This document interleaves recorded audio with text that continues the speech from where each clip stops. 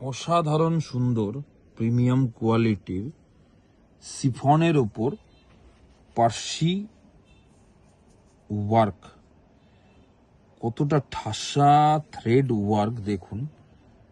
একদম এক্সক্লুসিভ একটা new launching design, pure শিফনের ওপর থাকছে।